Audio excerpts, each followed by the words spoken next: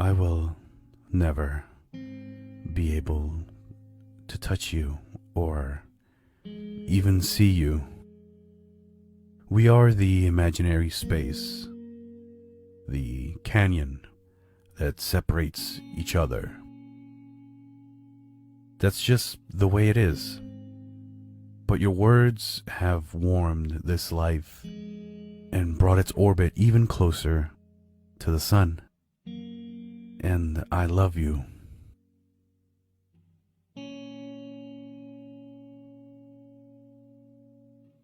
Awareness wanders this mystery in the awe of simply being. No longer is there interest in the opinions of others concerning the nature of their dream or what they think about the way things should be or could be. No longer does it care where you came from or where you think you are going. Now it sits in stunned astonishment that you simply are.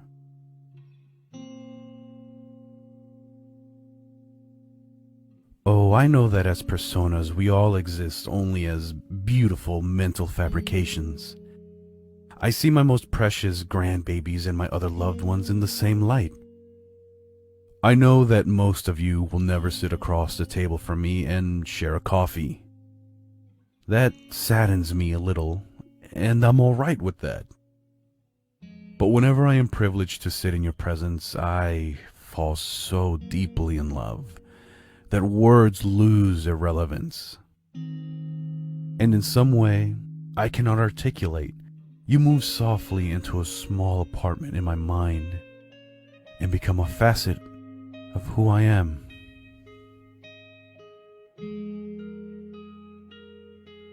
Sometimes it feels hopeless, because it is. Sometimes your life feels useless, because it is. Sometimes you feel alone, because you are. And you know that just out there beyond the darkness is more darkness. It all simmers down to this presence, this aliveness, this sparkling awareness, flowing in, around, and through whatever's happening. You are a tiny, temporary spark, and yet you are the light of the world.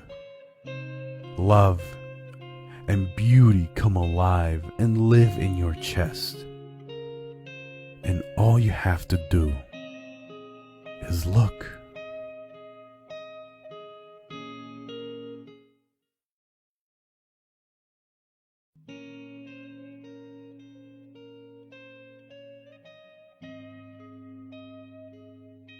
Awareness is a still pond in the morning when I awaken. Clouds reflected and blue sky. A water boatman scurries across the smoothness. A trout breaks the surface to take a mayfly. A beaver with an aspen branch in tow. Someone tosses a pebble. Ripples flow into ripples, and thought streams bubble to the surface. She had been a seeker for as long as she could remember. Something just didn't seem quite right about the world, but when she tried to put her finger on it, it slipped away into the shadows. After many books and many gurus, she had come to the end of her rope.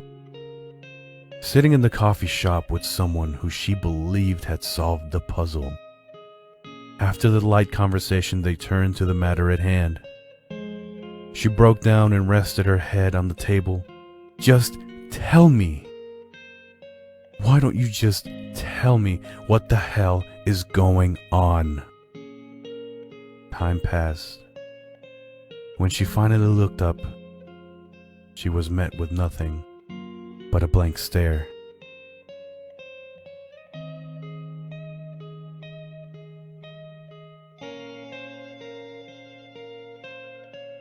There may or may not come a moment in which you will be pulled through an hourglass. Everything you thought, everything you owned, will be stripped away, and you will be left alone and naked in the universe. There will be no handbooks, and even the constellations will offer no guidance. There will be people and buildings and birds in the sky, but you will no longer be able to tell who or what is aware of them.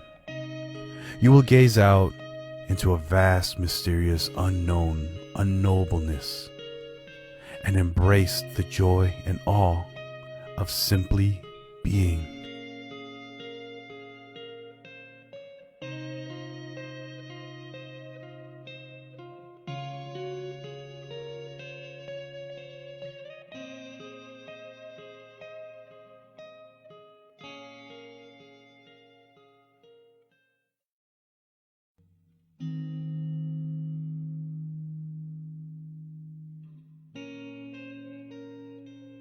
No matter which way you travel, no matter which teacher you follow, you will come to a solid, impenetrable wall beyond which you cannot go. But you won't see it as a wall. It will look like a mirror.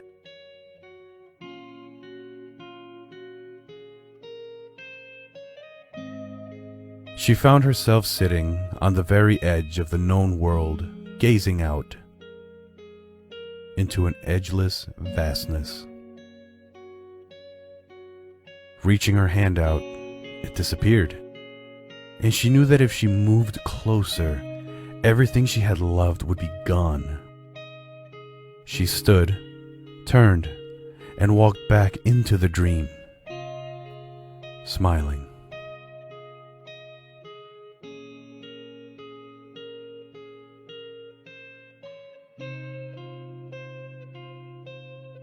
This flowing river of impressions, this feeling of weight in the chair, this bird song and the fading naked lady lilies in the neighbor's yard, this taste of coffee on the tongue, this scent of the ocean, this woundedness from another's careless words, this love for another in pain, this streaming perceptual input objectified is who you are. It's like you've been treading water for as long as you can remember, just trying to keep your head above the thought stream, fighting the current, leaping waterfalls, trying to get a better place up ahead, and the water is getting rougher and colder. One morning you wake up and find yourself just floating down the river on your back. You see clouds and trees and birds. You don't have to even move your arms and legs. The water is moving slower and getting warmer. Your head slips below the surface, and you find that you can breathe underwater.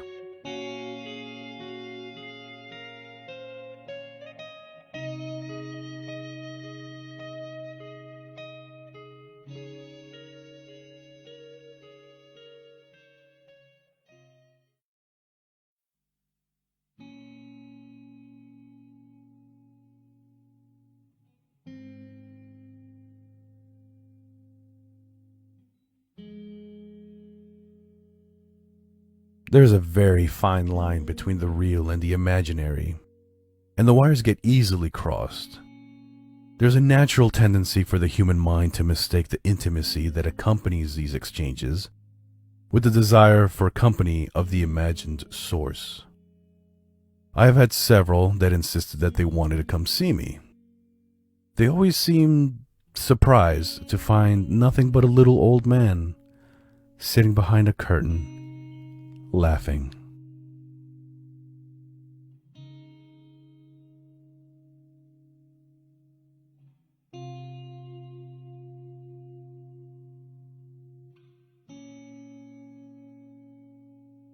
I am not here to argue or debate. I am not interested in how you believe the world should be run or how you believe we can improve it. I don't want to see your old maps to imaginary places. I don't care about what you think you think. I have no interest in improving you or me in any way. But the awareness here loves sitting out on the edge of everything with you, being the windows through which love and beauty flow so freely into the universe.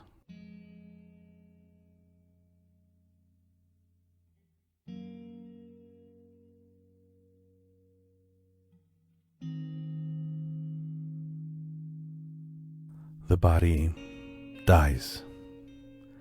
The self exists only as a mental fabrication. Death is the end of the story for the imaginary individual. The curtain closes and the stage disappears. I don't want you to sing "I Did It My Way" at my funeral.